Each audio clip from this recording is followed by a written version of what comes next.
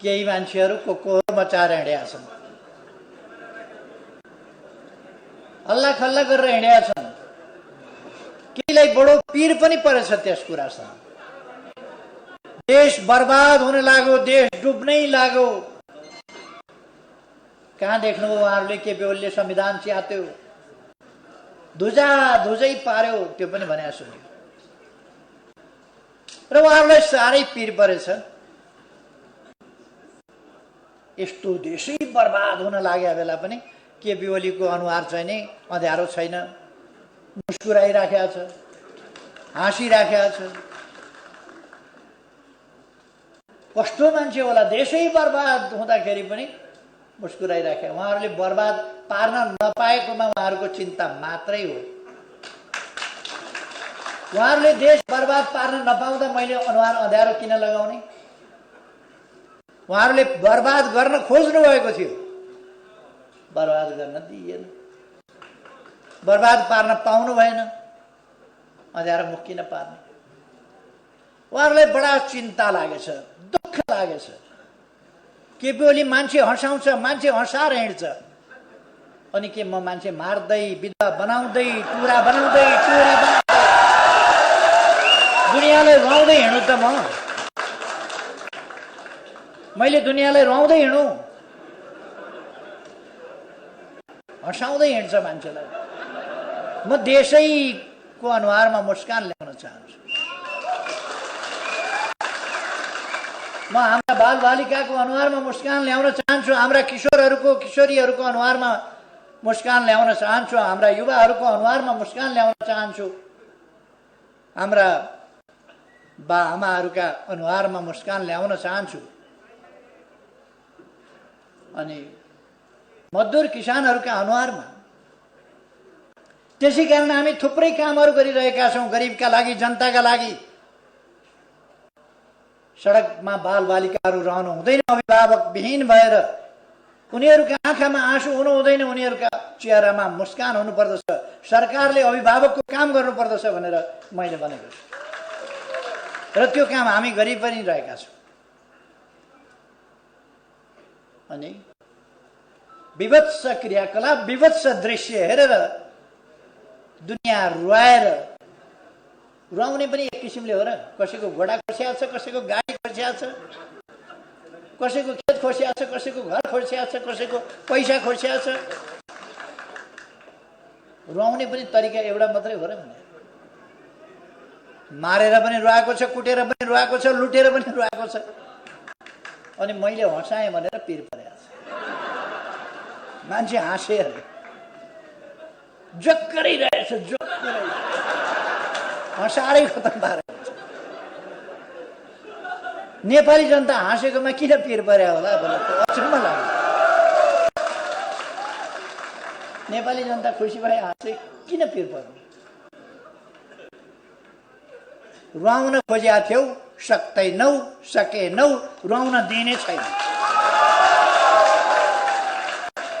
अनि हामी किन पिर मान्ने? हामीले लामो समय सङ्घर्ष गरेर, यति लामो सङ्घर्ष गरेर, बलिदानपूर्ण सङ्घर्ष गरेर जुन उपलब्धि हासिल गरेका छौँ, त्यो कसैको इसारामा, कसैले कसैको स्वार्थका लागि वा आफ्नै निजी स्वार्थका लागि कसैले पनि जनताले प्राप्त गरेका यी उपलब्धिहरूलाई तलमाथि गर्न सक्ने छैन, गर्न दिने छैन। आज नेपाली जनता सचेत छ, सजग छ। देश प्रतिगमनतर्फ फर्किन सक्दैन, देश अगाडि बढ्छ। अन्यायतर्फ होइन न्यायतर्फ, अविकासतर्फ होइन विकासतर्फ, अशिक्षातर्फ होइन शिक्षातर्फ देश अगाडि बढ्छ। हिजो मात्रै हामीले नयाँ एप्स को सुरुवात गर्यौं, नागरिक ऐप। त्यसले जनतालाई ठूलो सहुलियत सुविधा पुर्याउँछ र सँगसँगै भ्रष्टाचार नियन्त्रणमा महत्त्वपूर्ण योगदान गर्छ। आधुनिक नेपाल, डिजिटल नेपाल निर्माण गर्ने बाटोमा त्यसले हामीलाई अगाडि बढाउँछ। त्यो हिजो मात्रै हामीले सुरु गरेका छौँ। योजना आयोगको विकासका समस्याहरू समाधान गर्ने समिति छ, राष्ट्रिय विकास समस्या समाधान समिति। त्यसको हामी हिजो लामो बैठक गऱ्यौँ। समस्याहरू के छन्? कोभिड-19 को समस्या छ, अरू समस्याहरू छन्। रुलिङ पार्टीभित्र सत्ता सञ्चालन गर्नुपर्ने सत्ताधारी पार्टीभित्र भएको कपटपूर्ण तमासा, त्यस तमासाले पनि व्यवधान गरेको थियो।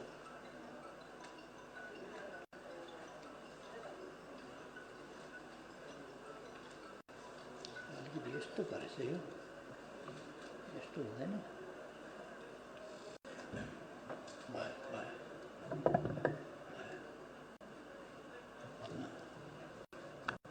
ठिक छ।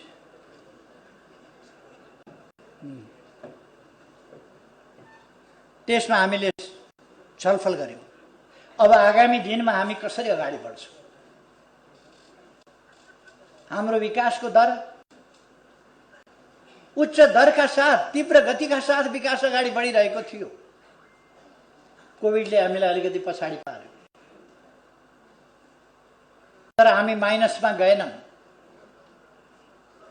दुनियाँभरि जुन तहको विक्षेप बनायो कोभिड-19ले, हाम्रो जनजीवन वा हाम्रो अर्थतन्त्रलाई त्यस ढङ्गले क्षतविक्षत बनाउन सकेन। तैपनि हामीलाई क्षति, बहुतै ठुलो क्षति पुर्यायो र त्यो ठुलो क्षतिबाट अब हामी बिस्तारै छुटकारा पाउँदैछौँ र अब कोभिडको भ्याक्सिन निकट भविष्यमा आउँदैछ। त्यसपछि हामी कोभिड नियन्त्रण गरेर हाम्रो विकासको गतिलाई अझ ज्यादै तीव्रता दिनेछौँ। 2 वर्ष, गत आर्थिक वर्षको फागुन, चैत, वैशाख, जेठ, असार यी महिनाहरू कोभिडद्वारा प्रभावित भए। खास गरी चैत, वैशाख, जेठ, असार 4 महिना त लकडाउनमा बित्यो। यसरी हामीलाई कठिनाइको धेरै सामना गर्नु पर्यो। अब हामी त्यसबाट छुटकारा प्राप्त गर्दैछौँ।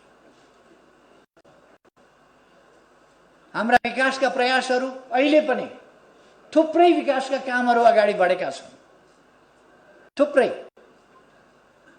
मैले धेरै केही भनिरहनु पर्ला जस्तो लाग्दैन। साथीहरूले आफ्ना ठाउँमा, आफ्ना गाउँमा बाटाघाटाहरू बनेका, खानेपानी पुगेका, बिजुली पुगेको, कृषिको क्षेत्रमा आधुनिकीकरण कसरी गर्ने त्यसको एउटा लहर सिर्जना भएको, नयाँ जागरण, नयाँ अभियान देश विकासको अगाडि बढेको, यी कुराहरू देख्नु भएको छ। यस्तो प्रतिकूल अवस्थामा पनि हामीले कसरी काम गरेका छौँ साथीहरूले देख्नु भएको छ। सायद ठुलै देशमा पनि यस्तो रेकर्ड कम होला, एकै दिन 309 वटा हस्पिटलको शिलान्यास होस् नेपालमा भएको। अस्ति भर्खर मात्रै हामीले गरेका छौँ 309 वटा अस्पताल एकै दिनमा। यद्यपि 396 वटा गर्ने हाम्रो योजना थियो, तर त्यसमा केही प्राविधिक कारणहरूले त्यसै दिन गर्न सकिएन। तर एकै दिनमा मात्रै पनि हामीले 309 वटा अस्पताल शिलान्यास गर्यौँ। अर्थात् हाम्रो विकासको आकांक्षा र हाम्रो प्रयास असाधारण छ। विकासको हाम्रो चाहना पनि असाधारण छ र हाम्रो प्रयास पनि असाधारण छ।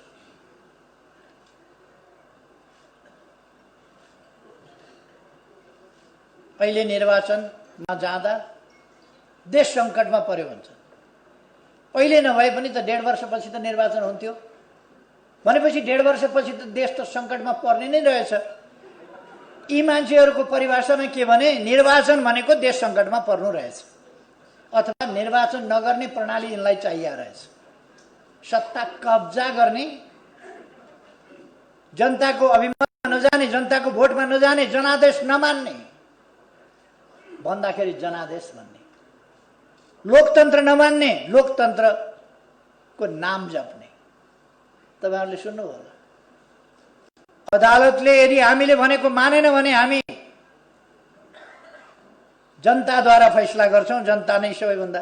ए बाबा, लोकतन्त्रमा जनता त सार्वभौम सत्ता छ, महान छ, तर स्वतन्त्र न्यायालय पनि हुन्छ। लोकतन्त्रमा स्वतन्त्र न्यायालयले स्वतन्त्र ढंगले फैसला गर्छ, गर्न पाउनु पर्छ, त्यो लोकतन्त्र हो। जनता सार्वभौम छन् भनेपछि अदालत चाहिँदैन? लोकतन्त्रमा अदालत हुँदैन? जनता सार्वभौम छन् भनेपछि कुनै अड्डा चाहिँदैन? जनता सार्वभौम छन् भनेपछि पार्लियामेन्ट चाहिँदैन? जनता सार्वभौम सत्ता सम्पन्न छन् भनेपछि सरकार चाहिँदैन? लोकतन्त्रका मूल्य मान्यताहरू हुन्छन्। जनता सार्वभौम छ, अन्तिम निर्णय, अन्तिम फैसला जनताले गर्छ जस्तो आगामी निर्वाचनमा गर्नेवाला छ। निर्वाचन सम्झिएपछि तर केही निर्वाचन भन्यो कि जला सपनामा पनि निन्द्रामा पनि जाग्छन्। निर्वाचन अनि कुरा गर्ने लोकतन्त्रका। निर्वाचन भनेपछि जनतालाई दिएको दुःख, जनताका अगाडि ढाँटेका कुराहरू, जनतालाई दिएका प्रताडना, देशका विरुद्ध गरेका कुकर्महरू सबैको हिसाब किताब जनताले गर्छ भन्ने थाहा छ। त्यसै कारण निर्वाचन भनेपछि थुरुरु। केही मान्छेहरू अस्ति केन्द्रीय कमिटीको बैठक बोलाए मैले, महासचिवले बोलाउनु भयो, मेरो परामर्श। केन्द्रीय कमिटीको बैठकमा केही नेताहरू आएनन्। टाउको दुख्यो कि पेट दुख्यो कि केही भयो कि कसैको बिहे भोज यताउता थियो कि किन आएनन् थाहा भएन। पछाडि निर्वाचन आयोग पुग्या रहेछन्। असली हामी हौं पार्टी। अचम्म लाग्यो। असली पार्टी हामी हौं, पार्टी हाम्रै हुनुपर्छ, सूर्य चिन्ह हाम्रै हुनुपर्छ, हामी नै पार्टी हौं भनेर निर्वाचन आयोग गएछ। अनि पार्टी तपाईहरु नै हो भने ठिक छ नि त, आउनुस् न त, केन्द्रीय कमिटीमा आउनुस् न, किन भाग्यो? केन्द्रीय कमिटीको बैठकमा नआउने निर्वाचन आयोग गएर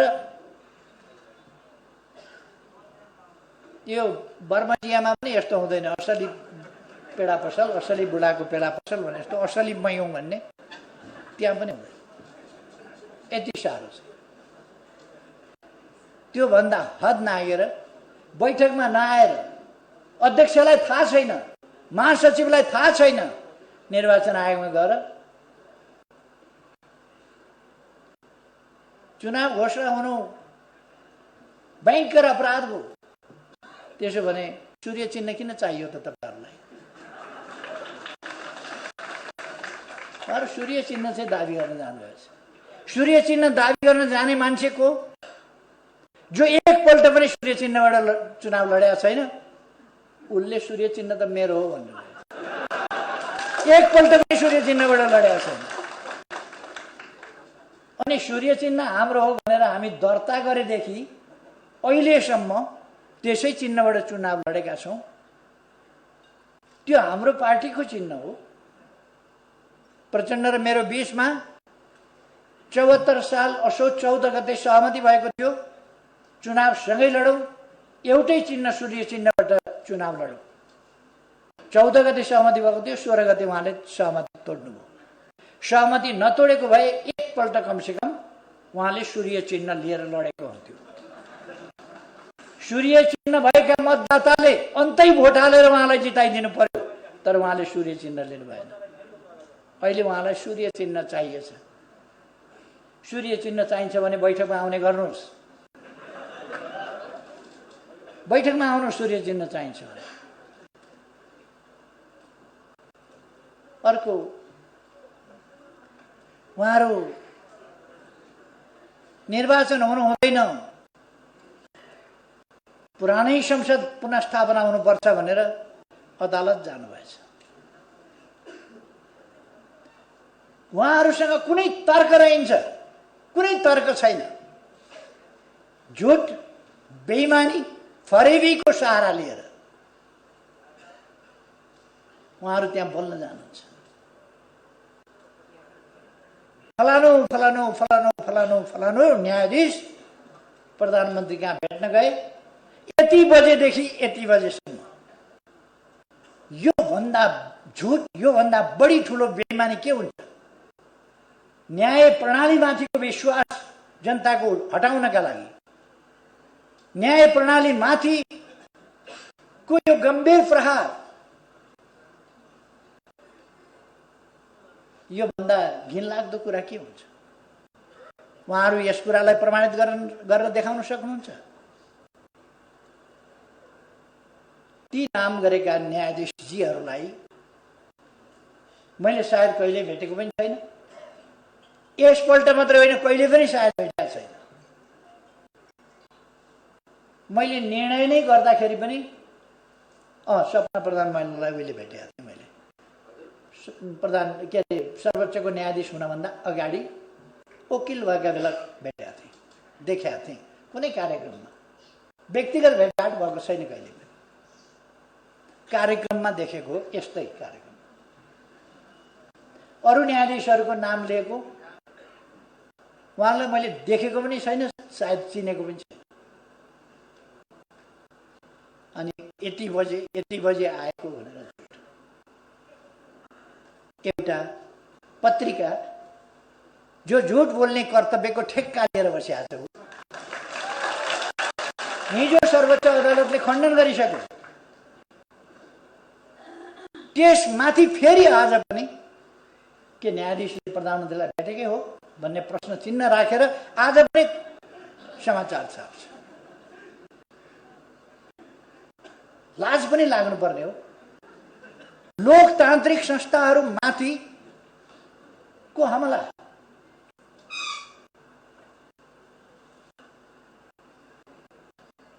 केही तर्क रहन्छ उहाँहरूसँग। अनि के भन्नुभएछ? मन्त्री परिषदले गरेको निर्णयमा संविधानका धारा खुलाइएको छैन। मन्त्री परिषदले प्रतिनिधि सभा विघटन गरेर नयाँ निर्वाचनमा जाँदा त्यसको निर्णय गर्दा धारा खुलाएर गर्नुपर्छ भन्ने कुन संविधानमा, कुन कानुनमा छ? त्यति त कमसेकम बहस गर्न जाने, सर्वोच्च अदालतसम्म बहस गर्न जानेहरूलाई थाहा हुनुपर्छ नि त्यो संविधानको कुन धारामा छ, कुन ऐनको धारामा छ, कुन नियमावलीमा छ। त्यसपछि क्याबिनेटको निर्णय नभए पनि हुने हो, तर क्याबिनेटको निर्णय गरेर खुलेआम भनेर उहाँहरूको जस्तो लुकेर 3:30 बजे दर्ता गर्न लगेकोलाई बिहान 10:40मै म कहाँ आएको थियो भनेर किर्ते शनाखत गरेर चल्ने हाम्रो चलन छैन। हामीले मन्त्री परिषदमा निर्णय गर्दा नेपालको संविधान बमोजिम प्रतिनिधि सभा विघटन गर्ने र नयाँ निर्वाचनमा जाने भन्ने निर्णय गर्यौं, स्वाभाविक हो। त्यसपछि त्यो निर्णय सिफारिस गर्दा प्रधानमन्त्रीले गर्ने हो। वकिलहरूलाई यति थाहा हुनुपर्छ नि, त्यो प्रधानमन्त्रीले सिफारिस गर्ने हो। प्रधानमन्त्रीले सिफारिस गर्दा संविधानको धारा 76 को 1 उपधारा 1, धारा 76 को उपधारा 7 र संविधानको धारा 85 तथा हाम्रो आफ्नै देश र अन्य हाम्रै जस्तो संसदीय प्रणाली भएका देशहरूमा भएका अभ्यासहरूलाई समेत ध्यानमा राखी विघटनको यो सिफारिस गरेको छु भनेर मैले सिफारिस गरेको छु। त्यही कुरा कोट गरेर, त्यही कुरा उल्लेख गरेर राष्ट्रपतिबाट विघटन भएको छ। राष्ट्रपतिको विघटन नै सन्देहास्पद कठैभरि। कमसेकम तर्कमा आउनुहोस् न, कमसेकम बहसमा आउनुहोस् न, संविधानका धारामा आउनुहोस्, संविधानको मर्ममा आउनुहोस्, संविधानको अक्षरमा आउनुहोस्, संसदीय अभ्यासमा आउनुहोस्। संसदीय प्रणालीका अभ्यासमा आउनुहोस्, देश दुनियाँका अभ्यासमा आउनुहोस्। म साथीहरूलाई सोध्न चाहन्छु एउटा कुरा, नेकपा अथवा नेपाल कम्युनिस्ट पार्टी नेकपा भन्ने नामको हाम्रो पार्टीमा जस्तो भाँडभैलो, अराजकता, अनुशासनहीनता, आन्तरिक अन्तर्ध्वंस कुनै पार्टी संसारको कतै देख्नुभएको छ? अरू कुनै पार्टीमा यस्तो देख्नुभएको छ? आफ्नै अध्यक्षका विरुद्ध टेलिभिजनमा गयो, बुरुक बुरुक उफ्रियो, मन परी बोल्यो, अखबारमा गयो, उफ्रियो, बोल्यो। यति अराजकता, यति अनुशासनहीनता देख्नुभएको छ? कुनै देशको राष्ट्रपतिमाथि गाल मुखाल अश्लील जे पाए त्यही बोलेको, कुनै असभ्य भन्दा असभ्य कहीँ कोही छ भने पनि नेपालका केही बुद्धिजीवीहरू बाहेक अरूले बोल्या सुन्नुभएको छ? केही बुद्धिजीवीहरू, केही जानकारहरू, केही राजनीतिज्ञ हो भन्नेहरू कस्तो बनाउन खोजेको छ यो देशलाई? कस्तो बनाउन खोजेको छ? राष्ट्रपतिको संस्था, राष्ट्रको सर्वोच्च संस्था, त्यसको मान मर्दन गरेको छ, बेइज्जती गरेको छ, गाल मुखाल त्यसमाथि तथा नाम बोलेको छ र त्यसको एकदमै हुर्मत लिएको छ।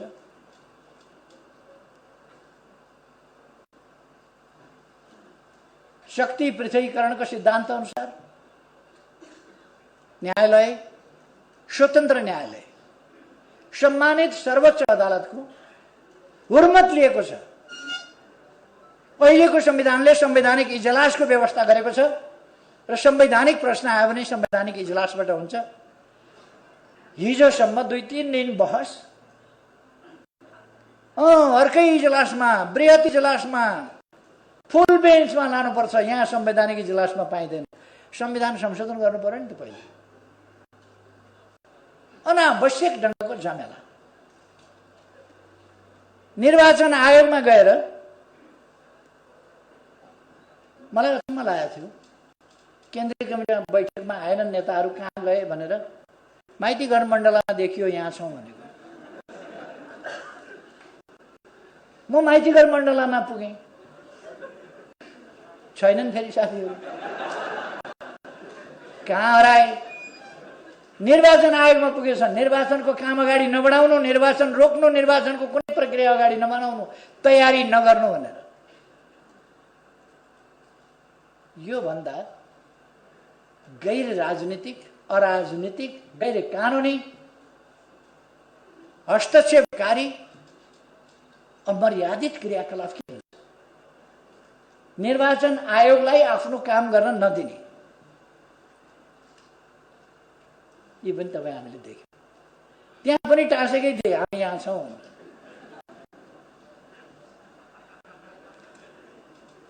उहाँहरूको त्यो एउटा ब्रान्ड नै हुन लागेछ, हामी यहाँ छौँ वाला ब्रान्ड। अब नेपाली जनताले उहाँहरू कहाँ हुनुहुन्छ भन्ने कुरा थाहा पाउनलाई र उहाँहरू को हो भन्ने थाहा पाउनलाई हामी यहाँ छौँ छापवाला मान्छे यहाँ आइपुगेछन् है भनेर थाहा पाउनु। हामी यहाँ छौँ ब्रान्ड, हामी यहाँ छौँ भन्ने छापवाला। निर्वाचन आयोग जाँदाखेरि पनि यसो हेरेको त साथीमा त हामी यहाँ छौँ भन्ने।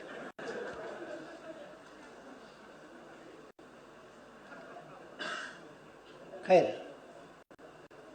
निर्वाचन आयोगमा गएर निर्वाचनको प्रक्रिया रोक्न, यो निर्वाचन आयोग सधैँ निर्वाचनको तयारीमा हुन्छ। सधैँ जति बेला निर्वाचन जति बेला पनि लाग्न सक्छ। उपनिर्वाचन गर्नुपर्ने हुन्छ, बीचमा निर्वाचन गर्नुपर्ने हुन्छ, जुनसुकै बेला पनि। त्यसकारण आफू, उसको नामै निर्वाचन आयोग, कामै निर्वाचन, त्यसकारण ऊ सधैँ तयार हुन्छ। निर्वाचन घोषणा भइसकेपछि त तोकिएका मितिमा उसले निर्वाचन सम्पन्न गर्नुपर्ने भएको हुनाले ऊ त्यो तोकिएकै मितिमा निर्वाचन सम्पन्न गर्न क्रियाशील भइहाल्छ, मिति तोकिने बित्तिकै। अनि लोकतन्त्रका पक्षधरले संसद विघटन भइसकेको छ, निर्वाचन नगराउनुहोस् भन्छ। कहाँ लान खोजेको देशलाई? आरोपहरूलाई विभिन्न किसिमका लगाउने, तर उहाँहरूले देशलाई लान खोजेको कहाँ? प्रतिनिधि सभा विघटन भइसक्यो, निर्वाचन गर्नु हुँदैन भन्नुहुन्छ उहाँहरू। अनि उहाँहरूले धाक लाउने गर्नुभएछ, धाक लाउने गर्नुभएछ। नत्र हामी सडकबाटै यो गर्छौँ त्यो गर्छौँ भनेर।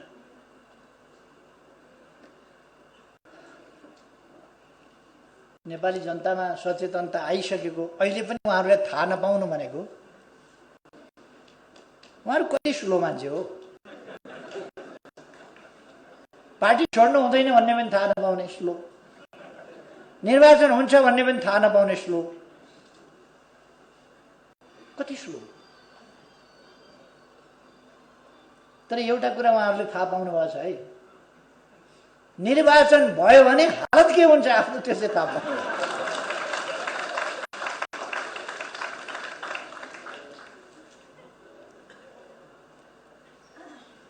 अनि अस्ति मैले केही ठाउँहरूमा भने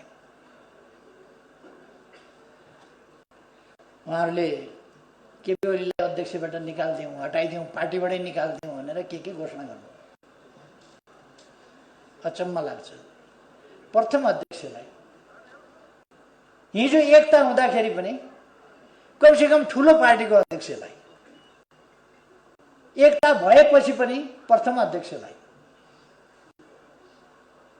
राजनीतिक हिसाबले पनि अलिक जेठो पुरानै अध्यक्षलाई, उहाँहरू 33 वर्षदेखि हुनुभएको छ। हुन त हामी पुराना हौँ भन्नु होला, तर अध्यक्षमा चाहिँ उहाँहरू पुरानो हो। उहाँहरू हेर्नु होला बाँचिन्जेल अध्यक्ष रहनुहुन्छ, 3 जना मात्रै किन नहोस्। अब अर्को एकजनाले न्यु खोज्नुभयो भने उहाँ पनि अध्यक्ष भएर 3 जना अध्यक्ष उहाँहरू बस्नुहुन्छ। अध्यक्ष चाहिँ बाँचिन्जेल उहाँहरू हुनुहुन्छ, यो चाहिँ ग्यारेन्टी नै भयो। अध्यक्ष छोड्नुहुन्न, जेसुकै छोडे पनि, पार्टी छोड्नुहुन्छ, सरकार छोड्नुहुन्छ, जे जाओस् जाओस्, अध्यक्ष एउटा चाहिँ त्यो चाहिँ छोड्नुहुन्न। त्यो चाहिँ फेरि उधारो मान्नु नै उहाँहरू नगदा नगदी छ। अध्यक्ष एउटा चाहिँ नगदा। त्यसकारण माधव नेपालजी अध्यक्ष हुनुभएछ नगदा नगदी। कसले छानेको अध्यक्ष हुन त? उहाँ नछानिकन हुने बानी परेको मान्छे हो। उहाँ पार्टीको महासचिव हुनुभयो, महाधिवेशनबाट होइन, जननेता मदन भण्डारीको निधन भएपछि त्यो मौकामा उहाँ महासचिव हुनुभयो। अरू साथी हुन तयार भएनन्, उहाँ हाँपझाँप गरेर तयार।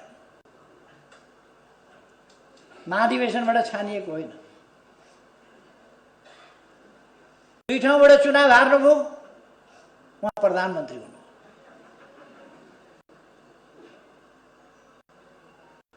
यसपल्ट मसँग चुनाव हुनुभयो, हाताहाती चाहियो अध्यक्षले कि ले भन्नुहुन्छ।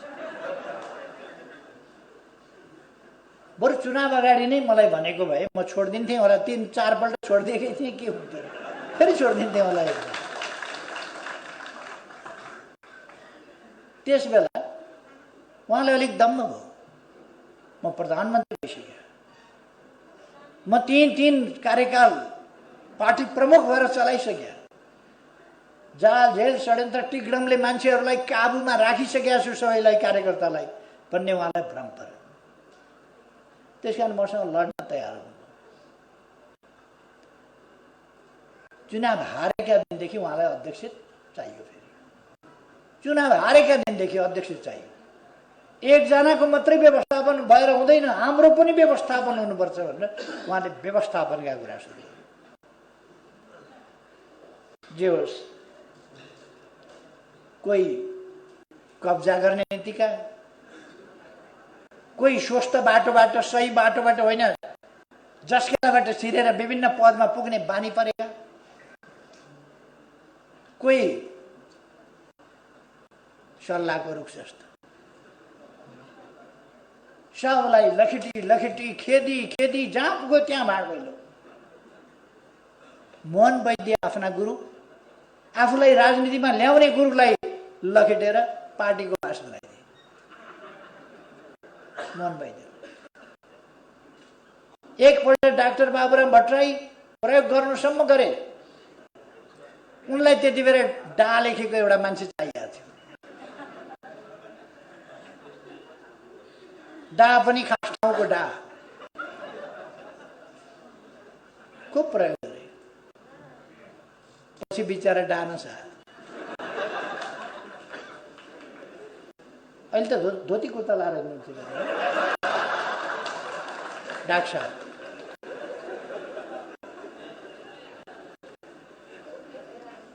मान्छे झुक्क्याउन त्यता जानुहोस्, झुक्क्याउनका लागि। मोहन वैद्यलाई उता फेरि जङ्गल लखेडिदिनु, के उसलाई विप्लवलाई जङ्गलतिर लखेडिदिनु। तैपनि म हारिन। मान्छे हो यो बाबा। भालुलाई त मान्छेले ल्याएर तालिम दिएको छ, बाँदरलाई त मान्छेले ल्याएर तालिम दिएको छ, त मान्छे हो किन तालिम दिन सकिन भनेर समाजतिर ल्याएर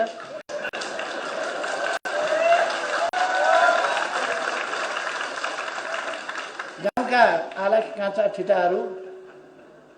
आला काँचा ठिटाहरू ल्याएर सेनाको तालिम दिन्छ। 9 महिना तालिम दिँदाखेरि ऊ सेना भइसक्छ। प्रहरीको तालिम दिन्छ, प्रहरी भइसक्छ। अलिक समय खेलाएपछि सर्कसमा केटाकेटीहरू सर्कसबाज भइसक्छन्।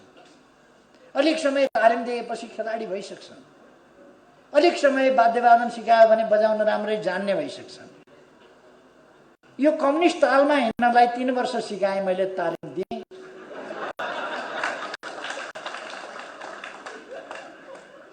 म बजाउँछु डुकी तबेला, ऊ नाच्छ धामीकी जस्तो।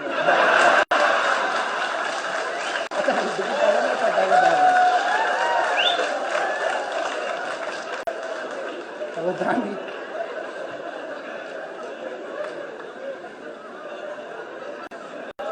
धामी नाच्दा नाच्दै त यता पछि।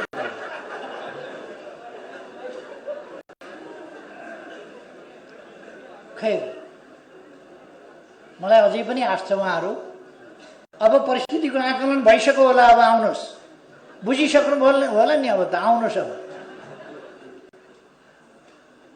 आउनुहोस् पार्टी। तपाईँको अध्यक्ष पद खोस्या छैन, मलाई थाहा छ नि। अध्यक्षकै लागि पनि मेट्ने मान्छे हो तपाईँहरू। खोस्या छैन, अहिले पनि छँदैछ अध्यक्ष पद। आउनुहोस्। वरिष्ठ नेताहरूका पद पनि छँदैछन्। आउनुहोस्, बस्नुहोस्।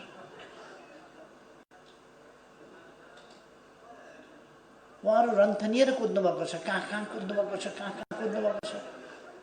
मन परि बोल्नु भएको छ, मुख छाड्नु भएको छ, जथाभावी बोल्नु भएको छ। यस्तो हुँदाखेरि पनि केपी ओली मुस्कुराउनु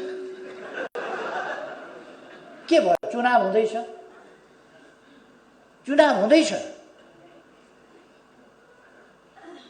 हामी जित्दैछौँ। के हुँदैछ?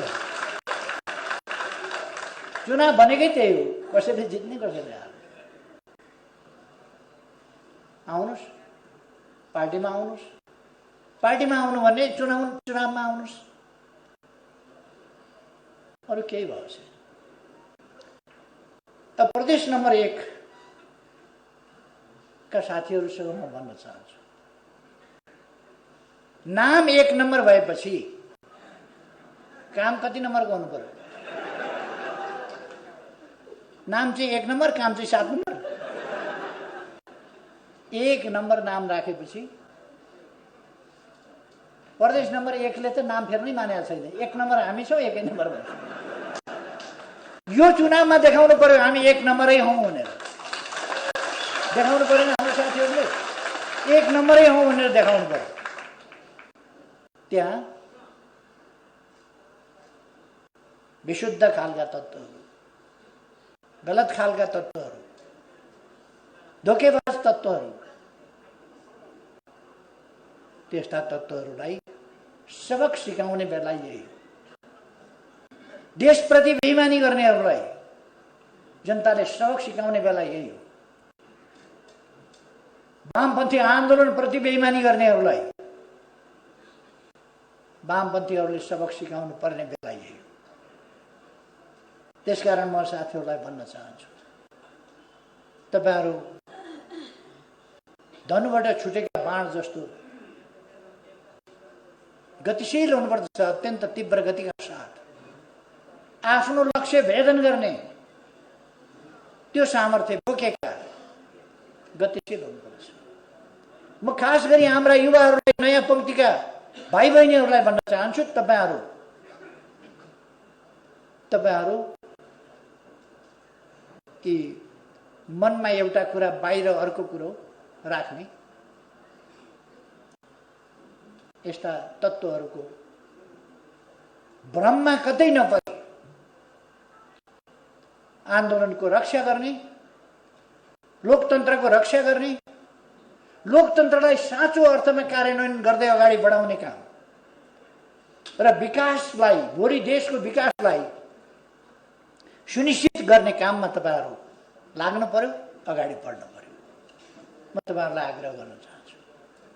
यसको अर्थ युवालाई आग्रह गरौँ, हामीलाई त केही पनि भनेन भन्ने पर्ला साथीहरूलाई। फेरि मैले सबैलाई भने, तर युवाहरू चाहिँ अलिक बढी फुर्ती साथ दौड्न सक्नुहुन्छ। युवाहरूले बढी गति साथ काम गर्नु पर्यो। भ्रम तोडेर, भ्रमबाट मुक्त गराएर दर्शक साथीहरूलाई बाटो बिराउन नदिनुहोस्। कतिपय मान्छेहरू बाटो बिराएका पनि छन्, भ्रममा पारेका छन्। विभिन्न प्रकारका जाली जेलीहरूले त टुना मुना जाल जेल अनेक गर्छन् नि। यो टुना मुनामा पर्दैन पर्नुहोस्। हामीले देश बनाउनु छ, समृद्ध नेपाल बनाउनु छ, सुखी नेपाली बनाउनु छ। त्यो बाटो हामीले समातेका छौँ। त्यस बाटोमा हामी तीव्रताका साथ अगाडि बढेका छौँ।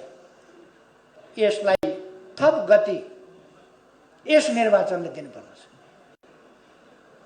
निर्वाचनमा यस्तो एउटा जनताको आन्दोलनको आँधीबेहरी सिर्जना गर्नुपर्दछ, तुफान सिर्जना गर्नुपर्दछ, जसबाट हामी सही देशभक्तपूर्ण विचारहरू त्यसलाई अगाडि बढाउन सकौँ। देश विकासका कामहरूलाई अगाडि बढाउने विचारहरूलाई रक्षा गर्न सकौँ। त्यसै गरेर देश बनाउने शक्तिलाई कमजोर हुन नदिउँ, सुदृढ गरौँ। सुदृढ शक्ति नभइकन देश बनाउन सकिँदैन। तपाईँ हामीले देखेका छौँ,